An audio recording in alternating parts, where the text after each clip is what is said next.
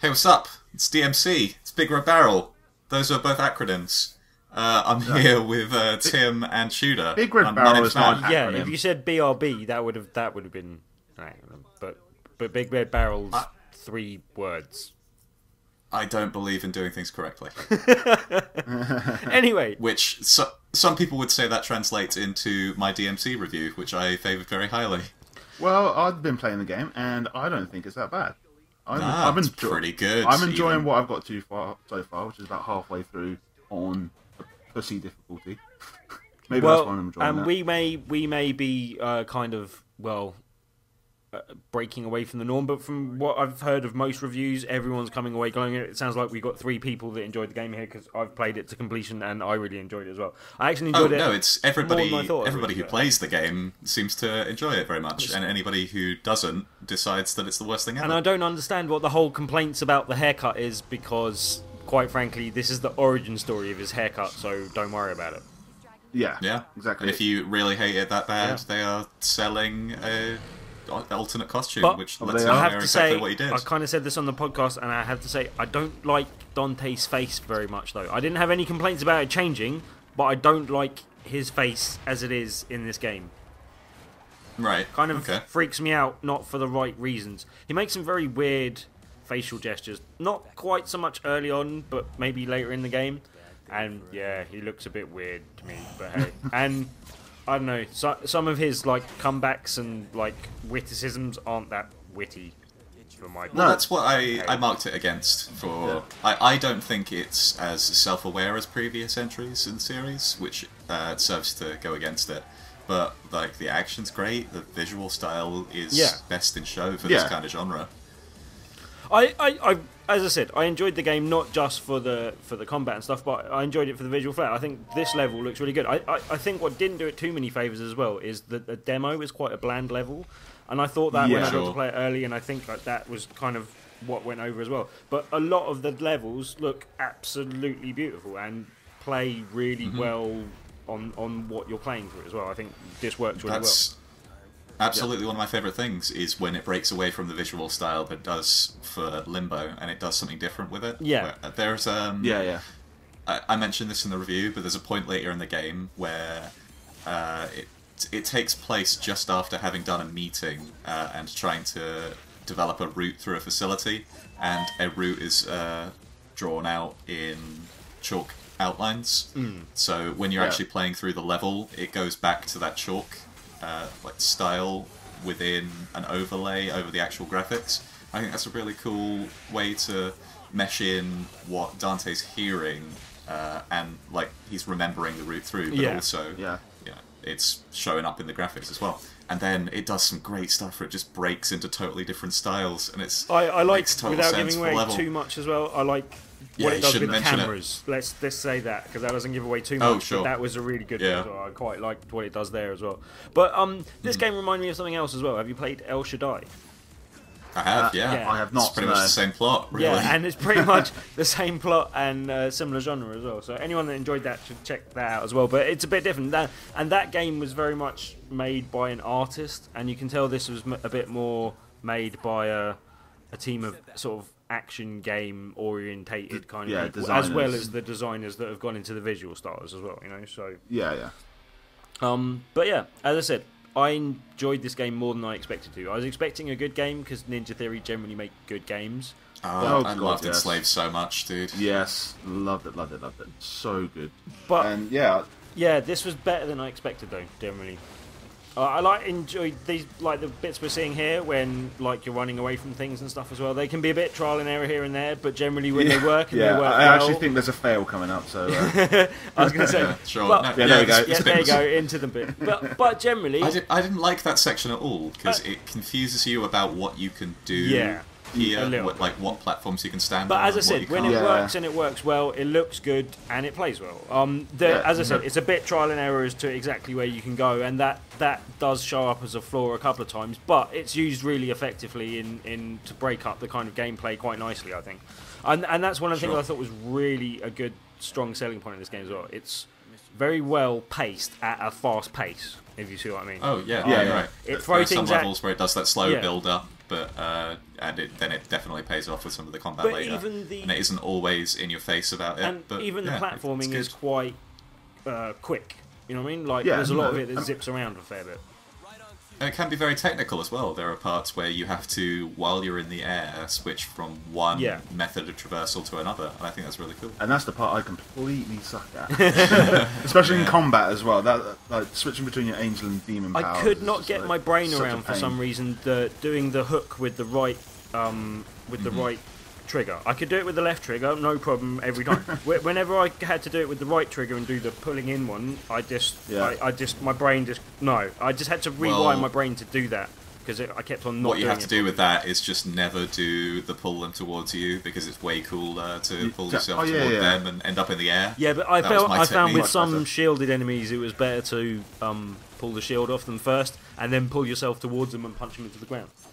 Quite like that method. But yeah, it's cool.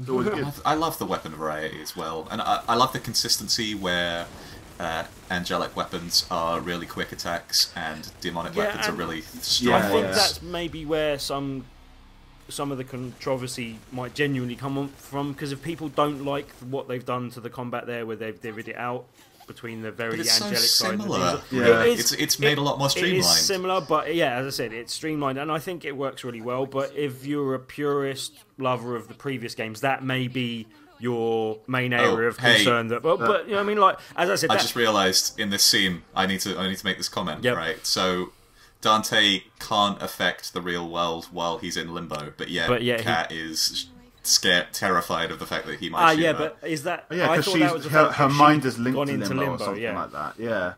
But there's a scene later on, not to spoil it, but it'd be really useful if he could do some stuff in the real world. I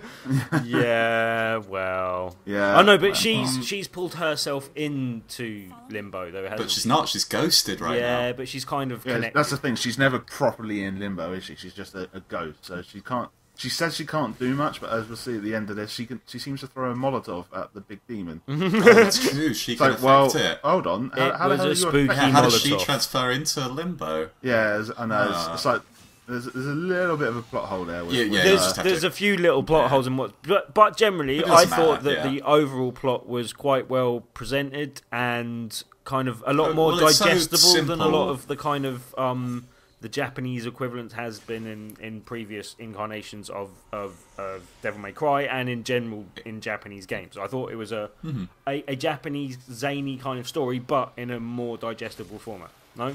Yeah. It's a very simple story that it tells very effectively, I think.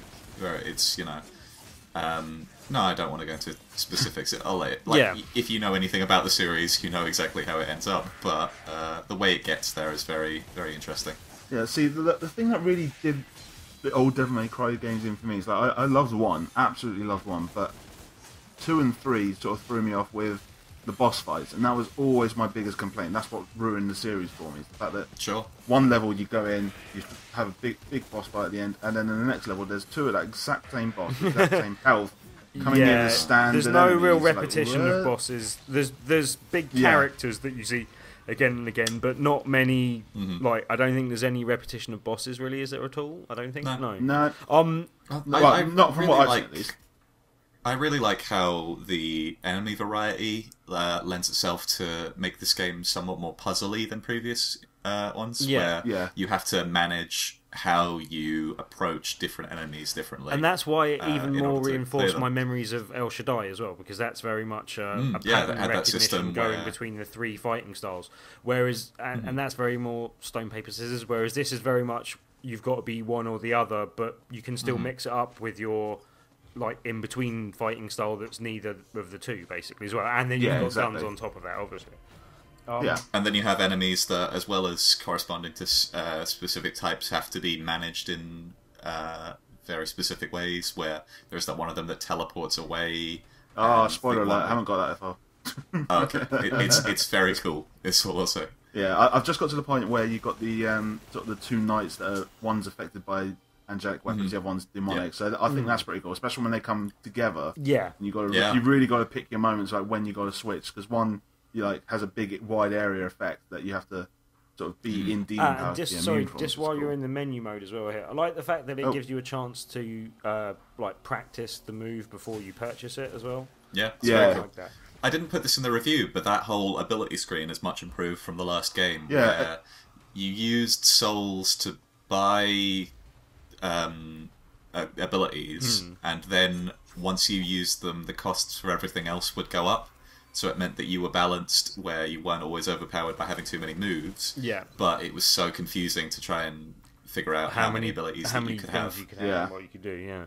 Well, see, I still think that the upgrade system was a bit weird in this. It kind of there's no real indication of which one of these moves is something that you need and which one's something just to show off. And you know what I mean? Like there could have been some delineation between this is a really good move, get this kind of idea, you know what I mean? Like a recommendation. So it's not just or something. I don't know. Yeah, instead of just giving you a description of what the move does, it gives you an idea of when you would use it too. Yeah, or exactly. something to give you a bit more of a clue at what point in the game you should be buying what move, kind of thing. Because that's the only thing I felt a little bit lost on, and a little bit like, if that's not having much of an effect, then what's the point in choosing any of them and getting the ability to choose which ones? If it had just given you a little bit of text that said, like, this move is good for initiating an attack, or this move is good for continuing a combo, or just a little bit of advice would have been cool. Yeah, I mean, but generally, I thought the way it throws different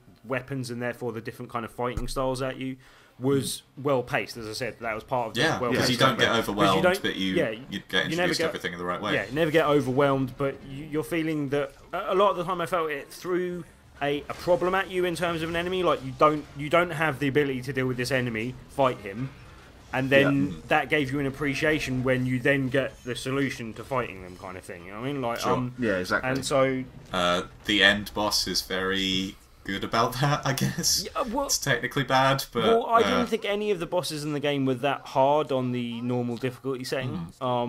Sure. I mean, the end boss does something where it doesn't explain exactly what you have to do, and it can get a little bit nice, annoying. I quite liked the end boss fight. I thought it was. Oh no, I liked it. I quite liked it. I liked the boss fights generally. Shooter, some advice I'll give you. Actually, some advice I'll give to the audience as well. Is if you need to pay attention to something that is happening, and that is the answer to it. Anything that you previously used as a method from which to cope with that kind of fight doesn't really work here. So it does something kind of out of the blue, but also does explain to you what you have to do, and you'll figure it out as soon as you pick that up. Anyway, don't go too much into depth on Very those cryptic. things, No, I tried to be as... But as I said, I thought the boss fights were generally enjoyable and challenging without being too difficult. Yeah. No, I'm definitely get that from. I've only played the first. I think I'm on the 6th mission at the moment. And so yeah, I like the way the score system works, where using an item loses you a bit of score, but actually dying loses you a lot more score. Like it loses you a whole multiplier almost, basically, isn't it? So, and I quite like the way that worked, and that made it so you didn't want to use items, but if you had to and you knew you had to, you'd use it, type of idea. So I thought that was good. Sure, I think that's how it's always worked, but yeah, it's just a good system that is repeated here well. Yeah. I also like how that system, it directly rewards you for getting that massive score within the game, because if you get a better score, then you get more upgrade points at the end of the level. Only thing, and it doesn't just be like, oh, here's the score. I like the fact that you're rewarded for that, and I think you should be. But the only thing I've always thought is a counterbalance to that is a problem. That means that oh yeah, if you aren't good at the game, then you aren't. Essentially, the people that are best at the game get the game made easiest for them when they probably don't want it to be, maybe, and then the people that are struggling in the game, it seems, it's a difficult balance, but at no point do you feel underwhelmed in any fight, except for on a very high difficulty, but that's just because it's tough, not because you aren't prepared. And there's some super high difficulty modes. Once you've played through the game once in any mode, it unlocks the Son of Sparta mode, which is the one I think me and Matt have both attempted just about, now. Or I've only just started on that, but I'm going to go back when I'm feeling a bit braver and get through that, because that was tough. I want to get through it because I want to unlock Heaven or Hell mode, which is supposed to be really cool. Like where you and every enemy can be killed in one hit it's all about dodging. Yeah. But that sounds fun. Well, It does. there's various modes as well. Though there's one where you got to remember that I like Dark Souls. yeah, well, so but that probably there's flavours that. there's variations on that as well, isn't there? There's Heaven and Hell where you've got full health and all the other enemies have got. No, it's the other way around. Single Actually, hell? it's heaven or hell, which is the one where you both take one hit, and it's hell or hell, which is where you enemies both- have full health. Yeah. Oh, Yeah. God. Yeah, so I'm looking forward to it. I am excited to play more of this when I've got time. I've got to say, if you're like me and a bit of an achievement hunter, then you are not probably going to get on well with this game. Yeah, and you're unless not going to get really through that good at door it. yet Oh, as well. yeah. But hey, Because I like how it establishes that you should definitely backtrack later on Yeah. and play through it again. When Yeah. you, have you all definitely the want to play through the game abilities. again, sort of thing. But I mean, Because it has rooms like that where you can't open it on your first playthrough, but you can later on. So it means that if you have a collective streak in you and you really want to get everything on a level, just ignore that for a little bit. Yeah, just replay it. are you going to Seriously. get the lost soul above you? Yes. Yeah. Good. I heard it. Don't worry, he's got this. Yeah. He knows what I it's... like the fact that it does give you audio clues for that. I mean, that's a general thing in games these days. A lot of games are doing that. Oh yes, especially with something like that where it might be hidden out of view completely. Like you're not going to see it just by randomly walking around. You do have to sort of move the camera a bit. So yeah, just having audio clues is always key. And this bit shows a bit of the not quite platforming, not quite puzzle sections, but Yeah. but where it That's just true. mixes it up. I wish we had some footage in this of how the art style changes up a little bit, because that's something that I I'd think really like it's to show nice off, that it was a surprise. I mean, as much as I of criticise them for not putting out a prettier demo, I do quite like the fact that I didn't liked get that they any of shocked the us good with some of stuff the stuff, spoiled. yeah. You know what I mean? Like, so that's fine with me.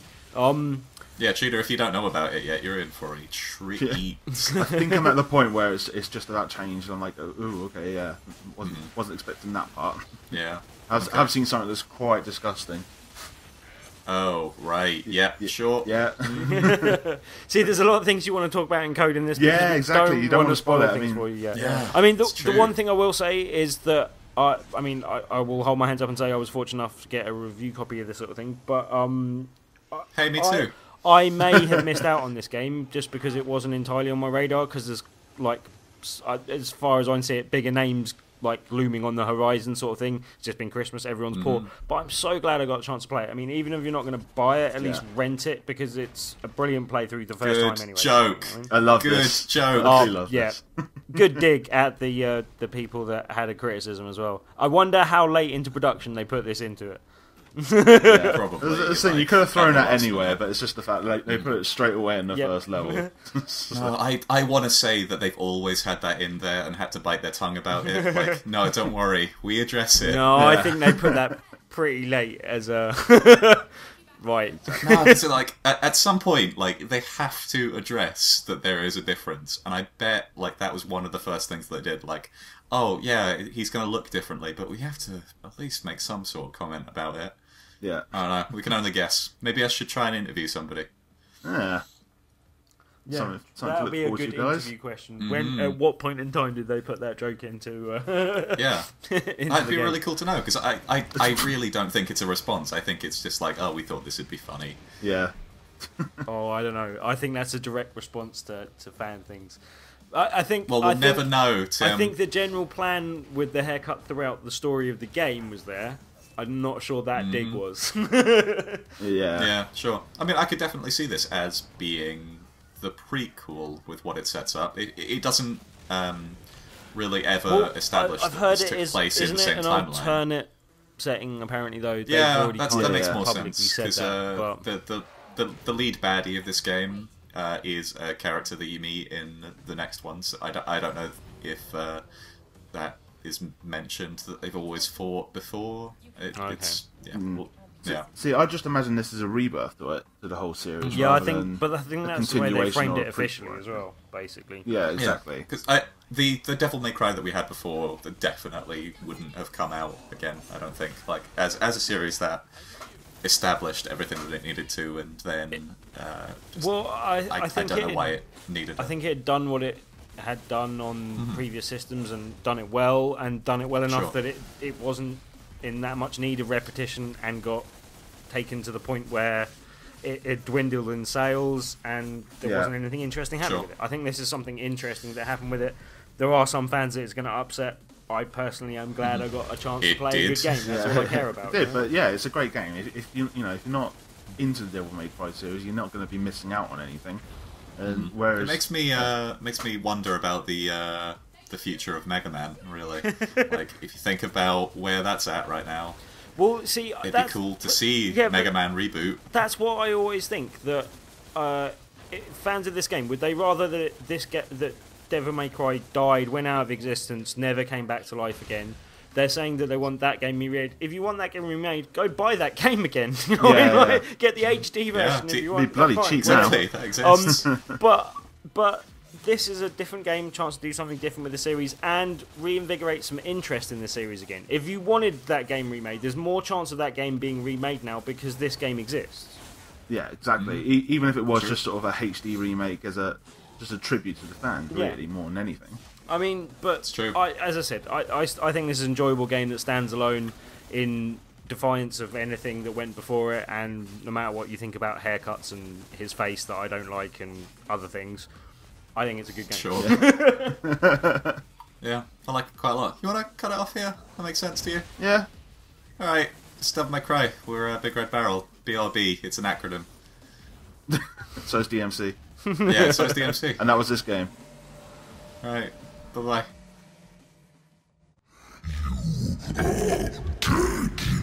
Just like your Or mother. I don't know my mother, but if you're calling me a son of a bitch, you wouldn't be the first.